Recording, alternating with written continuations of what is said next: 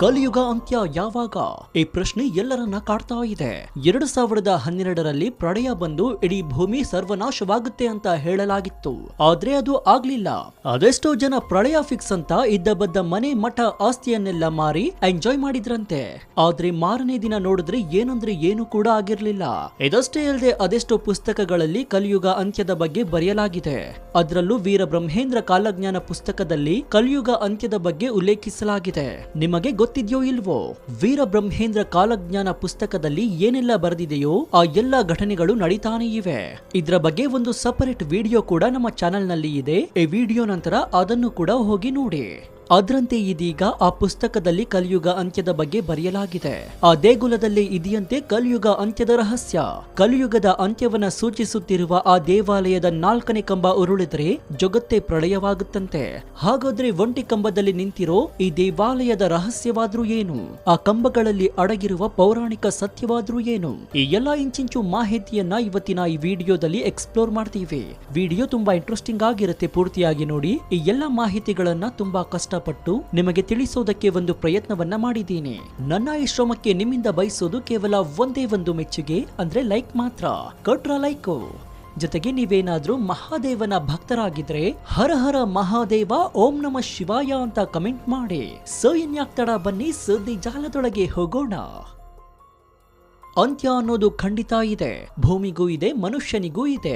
ಮನುಷ್ಯರ ಅಂತ್ಯ ಹೇಗ್ ಬೇಕಾದ್ರೂ ಆಗಬಹುದು. ಆದ್ರೆ ಅದೊಂದು ದೇಗುಲದಲ್ಲಿನ ಕಂಬ ಧರೆಗುರುಳಿದ್ರೆ ಇಡೀ ಭೂಮಂಡಲ ಛಿದ್ರವಾಗ್ಬಿಡುತ್ತಂತೆ. ಎಸ್, ಈ ದೇಗುಲ ಜಗತ್ತಿನ ಅಂತ್ಯವನ್ನ ಸೂಚಿಸ್ತಾ ಇದೆ.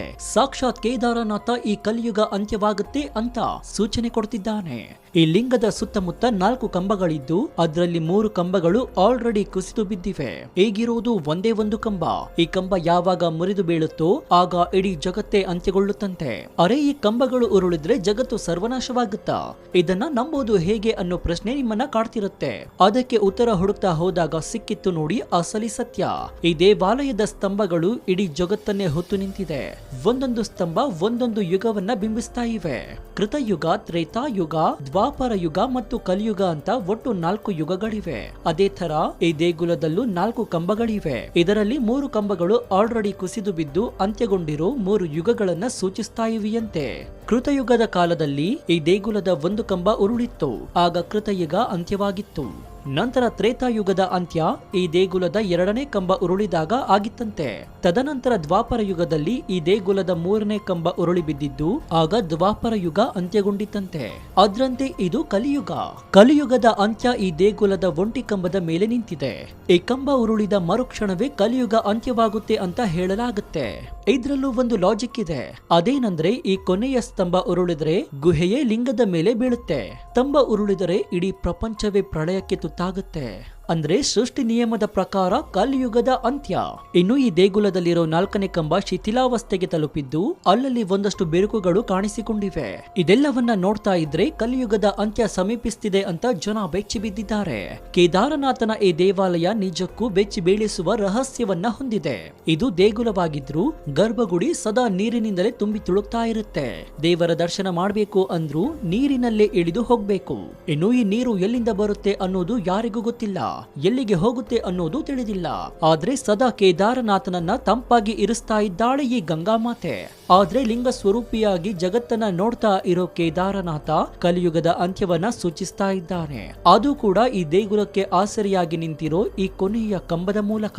ಈ ದೇವಸ್ಥಾನ ಹೇಗೆ ಸ್ವಲ್ಪವಾಗಿ ಹಾಳಾಗ್ತಿದ್ಯೋ ಅದೇ ತರ ನಮ್ಮ ಭೂಮಂಡಲವು ಕೂಡ ಕೊಂಚವೇ ವಿನಾಶದತ್ತ ತೆರಳುತ್ತಾ ಇದೆ.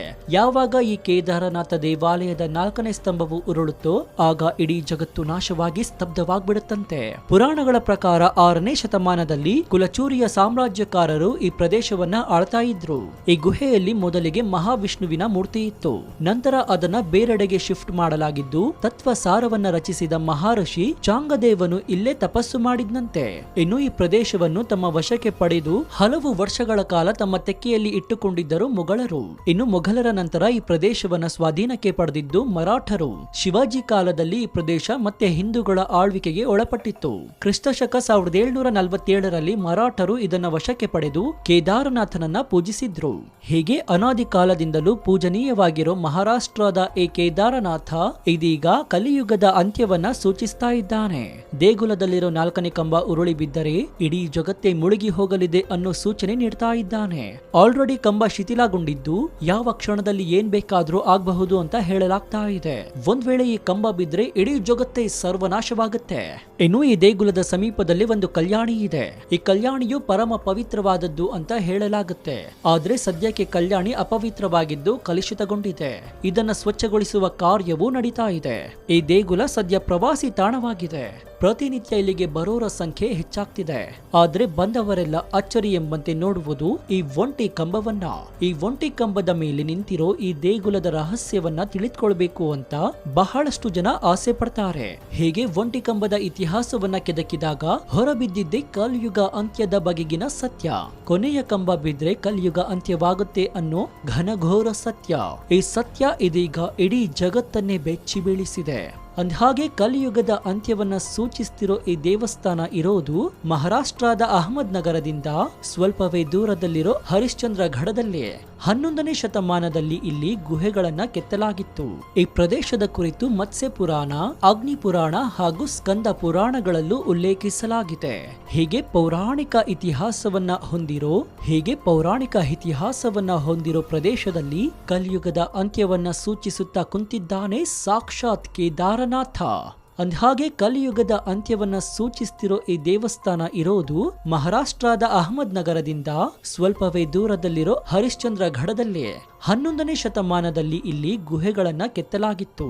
ಈ ಪ್ರದೇಶದ ಕುರಿತು ಮತ್ಸ್ಯ ಪುರಾಣ, ಅಗ್ನಿ ಪುರಾಣ ಹಾಗೂ ಸ್ಕಂದ ಪುರಾಣಗಳಲ್ಲೂ ಉಲ್ಲೇಖಿಸಲಾಗಿದೆ. ಹೀಗೆ ಪೌರಾಣಿಕ ಇತಿಹಾಸವನ್ನ ಹೊಂದಿರೋ ಪ್ರದೇಶದಲ್ಲಿ ಕಲಿಯುಗದ ಅಂತ್ಯವನ್ನ ಸೂಚಿಸುತ್ತಾ ಕುಂತಿದ್ದಾನೆ ಸಾಕ್ಷಾತ್ ಕೇದಾರನಾಥ. ಸೊ ನೋಡಿದ್ರಲ್ಲ ಒಂಟಿ ಕಂಬದ ನಿಗೂಢ ಕಲಿಯುಗ ಅಂತ್ಯದ ರಹಸ್ಯವನ್ನ. ಇದು ನಿಜಕ್ಕೂ ನಿಜಾನಾ? ಈ ಕಂಬ ಉರುಳಿದ್ರೆ ಜಗತ್ತು ಸರ್ವನಾಶವಾಗುತ್ತಾ ಗೊತ್ತಿಲ್ಲ. ನಾವು ಕೊಟ್ಟ ಈ ಮಾಹಿತಿ ನಿಮಗೆ ಇಷ್ಟವಾದಲ್ಲಿ ಒಂದು ಲೈಕ್ ಜೊತೆಗೆ ನಿಮ್ಮ ಅನಿಸಿಕೆಯನ್ನ ಕಮೆಂಟ್ ಮೂಲಕ ತಿಳಿಸಿ. ಇದರಿಂದ ನಮಗೆ ಇನ್ನೂ ಹೆಚ್ಚೆಚ್ಚು ವಿಷಯಗಳನ್ನ ನಿಮ್ಮ ಮುಂದೆ ಹಂಚಿಕೊಳ್ಳಲು ಉತ್ಸುಕರಾಗ್ತೀವಿ.